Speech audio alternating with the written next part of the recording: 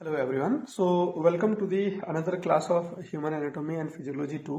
तो आज के क्लास में हम डिस्कस करेंगे नर्व इम्पल्स, है ना। नर्व इम्पल्स बेसिकली ये जो क्या है कि जो अपना एक्शन पोटेंशियल जनरेट होता है ना, वो एक्शन पोटेंशियल जब न्यूरॉन के थ्रू से, है ना, या फिर नर्व फाइबर के थ्रू से ट्रांसमिट हो रहा होता है, तो उसको बेसिकली हम नर्व इम्पल्स भी बोल सकते हैं, राइट। ये एकदम मिलता जुलता कॉन्सेप्ट है एक्शन पोटेंशियल के साथ, मगर दोनों के बीच में थोड़ा सा माइनर डिफरेंस है। ये क्या है, ये हम आज की क्लास में समझने की कोशिश करेंगे, right. Having said that, let's start the today's class की नर्व इम्पल्स क्या है, राइट। तो मैंने यहाँ पे एक सिंपल सा डेफिनेशन रखा है। Nerve impulse is the propagation. Propagation मतलब क्या है, मूव करना एक इंड से दूसरे, जहां पे वो जनरेट हुआ है तो वो न्यूरॉन से धीरे धीरे आगे बढ़ना चालू करता है, तो उसको हम बोलते हैं प्रोपगेशन, है ना, जिसको सिंपल टर्म पे हम मूवमेंट भी बोलते हैं। जो नर्व इम्पल्स है वो एक बार जनरेट होता है एज अ एक्शन पोटेंशियल। हमने बोला था कि एक्साइटेबिलिटी न्यूरॉन्स की एक प्रॉपर्टी है। तो जैसे एक्शन पोटेंशियल जनरेट हो गया आयोन की मूवमेंट की वजह से, तो फिर ये जो एक बार जो ये मूवमेंट चालू हो गया है, तो ये मूवमेंट क्या करता है, ट्रेवल करता है, मूव करता है along with the nerve fibre, जो अपना नर्व है वहां से ट्रांसमिट करता है, तो उसको हम बोलते हैं नर्व इम्पल्स, है ना। सिंपल टर्म पे क्या है, transmission of electrical signal from one part of neuron to the another part, this is nothing but the nerve impulse, है ना। ये क्लोजली रिलेटेड है एक्शन पोटेंशियल के साथ। हाउएवर यहाँ पे कुछ थोड़ा बहुत बेसिक डिफरेंसेस जिसको हम समझने की कोशिश करेंगे। Action potential is electrical change in the membrane and potential at a point locally. तो एक लोकल पॉइंट में अगर एक्शन पोटेंशियल जनरेट होता है ना, या फिर जो इलेक्ट्रिकल चेंज हो रहा है आयोन की वजह से, मूवमेंट ऑफ आयोन है ना, पॉजिटिव चार्ज और जो नेगेटिव चार्ज का मूवमेंट हो रहा है न्यूरॉन के बीच में, उसके बीच में जहां पे वो हो रहा है, तो उसके वजह से क्या होता है कि जो एक इलेक्ट्रिकल चेंज डेवलप होता है एक पर्टिकुलर सोर्स ऑफ प्रोडक्शन पे, जहां पे ये प्रोड्यूस हो रहा है, उसको हम एक्शन पोटेंशियल बोलते हैं। तो यहाँ पे इसका हम डेफिनेशन देखेंगे। Action potential is electrical change in the membrane and potential at a point locally. जहां पे ये एक्शन पोटेंशियल हुआ है, मतलब आयन का मूवमेंट हुआ है, वहीं पे जो ये पोटेंशियल डिफरेंस जनरेट हो रहा है उसको हम एक्शन पोटेंशियल बोल रहे हैं।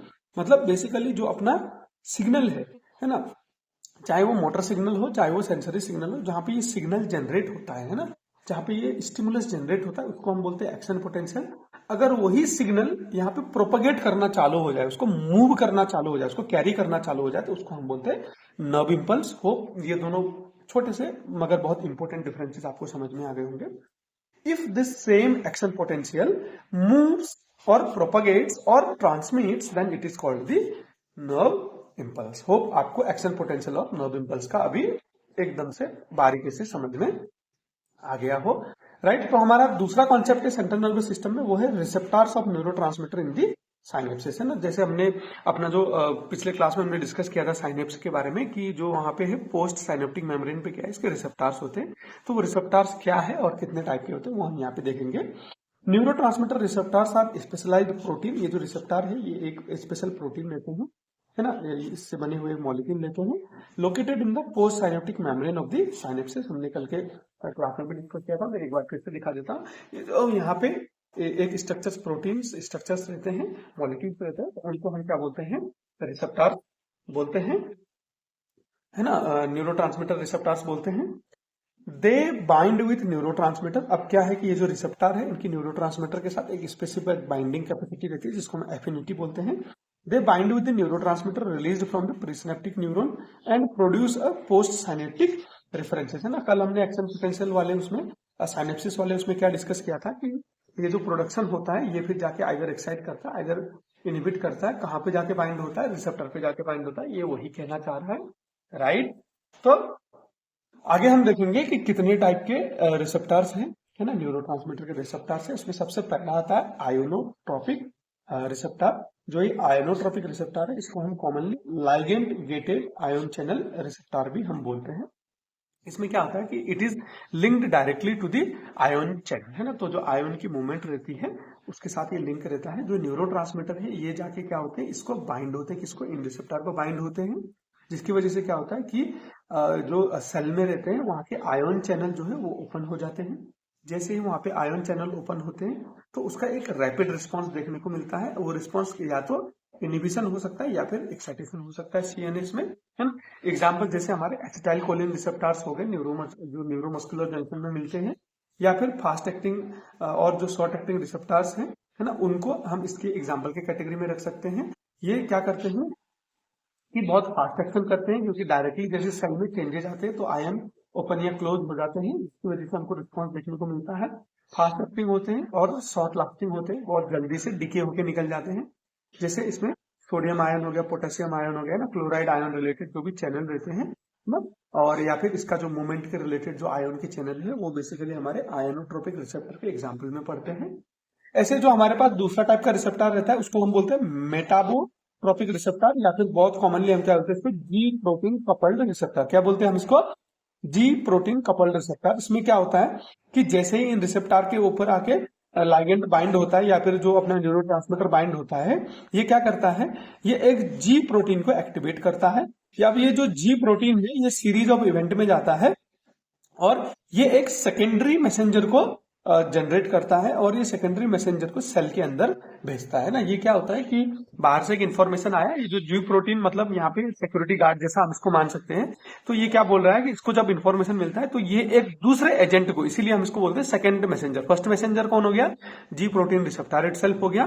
तो इसको जैसे इन्फॉर्मेशन मिलती है तो ये एक सेकेंड आदमी को पकड़ता है। जैसे पहले पहले हम रामायण महाभारत में देखते थे ना, एक दूत रहते थे जो इन्फॉर्मेशन इधर से उधर लेके जाते थे, वैसे ही जो इन्फॉर्मेशन रहते हैं, इसीलिए हम इसको बोलते हैं सेकंड मैसेंजर। ये जो सेकंड मैसेंजर है अब ये सेल के अंदर जाएंगे, क्योंकि जो जी प्रोटीन रिसेप्टर है, कपल्ड रिसेप्टर है, ये जो रिसेप्टर है ये सेल मेम्ब्रेन पे फिक्स रहते हैं, है ना, ये अंदर मूवमेंट नहीं कर सकते। तो जैसे ही एक्टिवेट होंगे ये एक सेकंड प्रोटीन को इंफॉर्मेशन देंगे और सेकंड जो प्रोटीन है ये अपने सेल के अंदर जाएगा, इसको हम बोलते हैं सेकेंडरी मैसेंजर।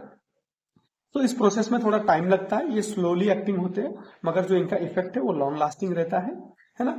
तो ये इनडायरेक्ट एक्टिविटी रहती है जिसकी वजह से सेलुलर एक्टिविटी में चेंज आता है। It can affect the enzyme activity. तो एंजाइम क्या क्या प्रोडक्शन होना है, चैनल क्या क्या प्रोडक्शन होना है, या फिर आयन चैनल जो है वो इसके एग्जाम्पल में आते हैं।